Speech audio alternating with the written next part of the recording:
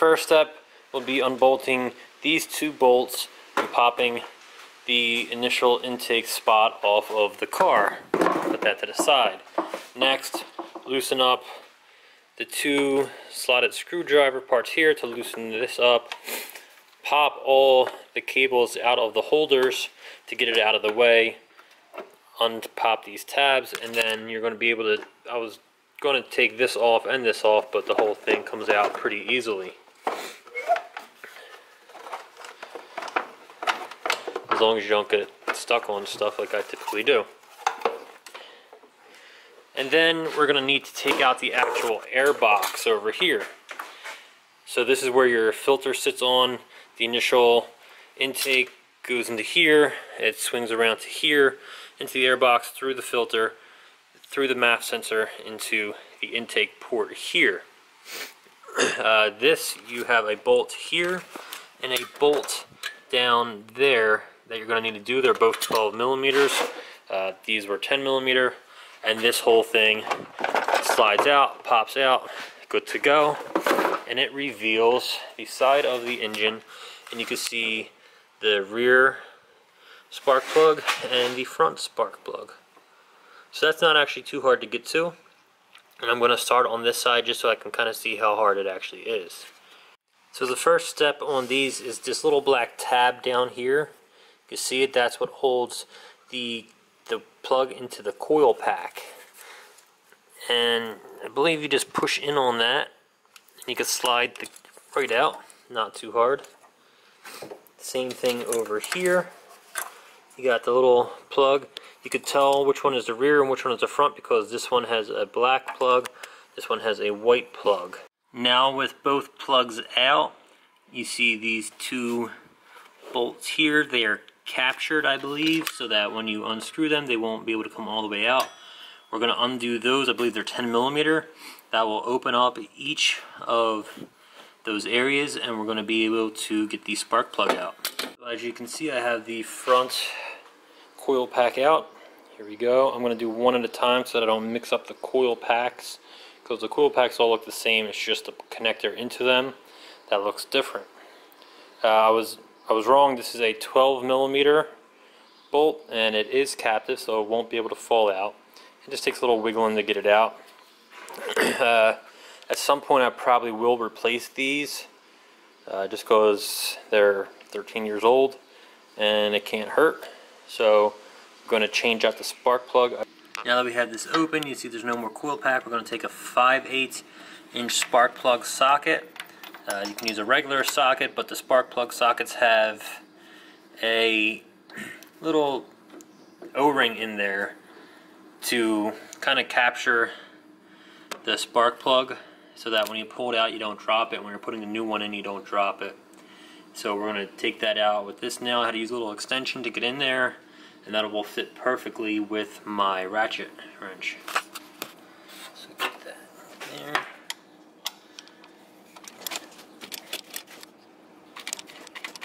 Now that it's loose, I'm just going to use just the extension in the socket to get it out by hand.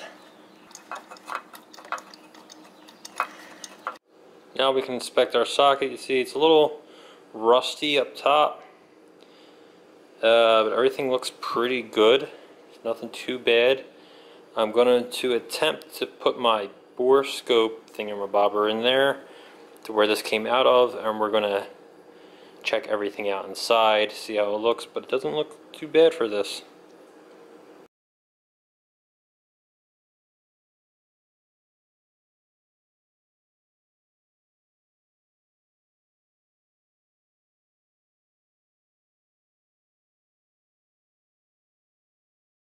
Here is the new spark plug. I'm using NGK Iridium one-step colder plugs because I went up in the horsepower.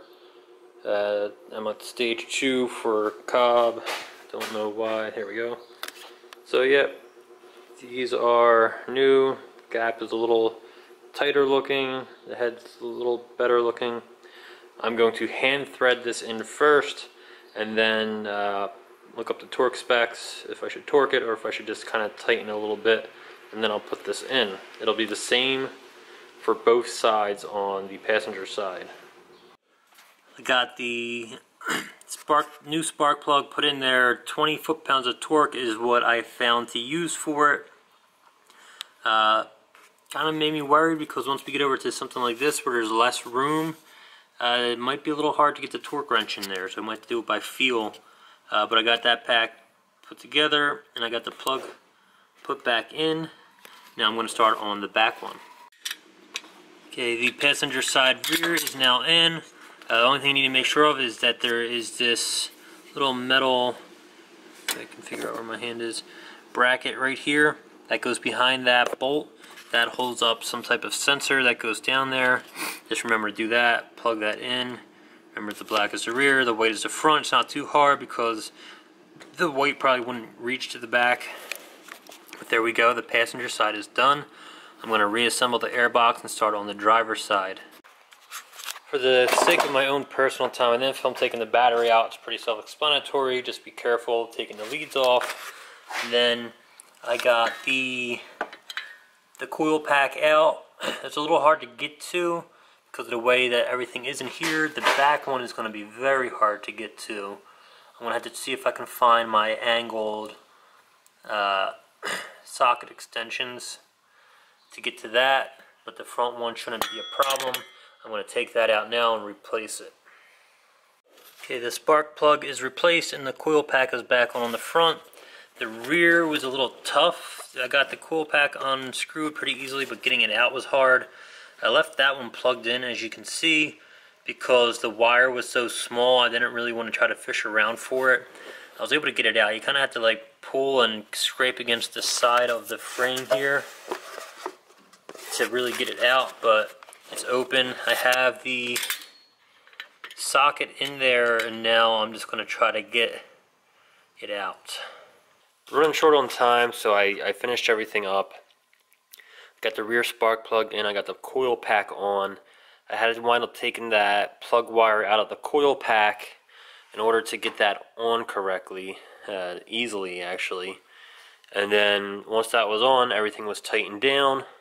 We put the battery back in. You can see I didn't put it in correctly. I left that part popped out by accident. But that's back on, and then I drove about 50 miles yesterday, about. So not too bad. Everything is running good and well. No problems from anything. And I didn't feel like anything was different with the car. So that's all good. So I figured I'd just finish this up real quick. Everything went in smoothly. I wasn't really planning on doing it all yesterday like I did. I just wanted to go through and see how easy it would be to get to the coil packs and to the spark plugs. I found it extremely easy to do. The whole process took about an hour and a half.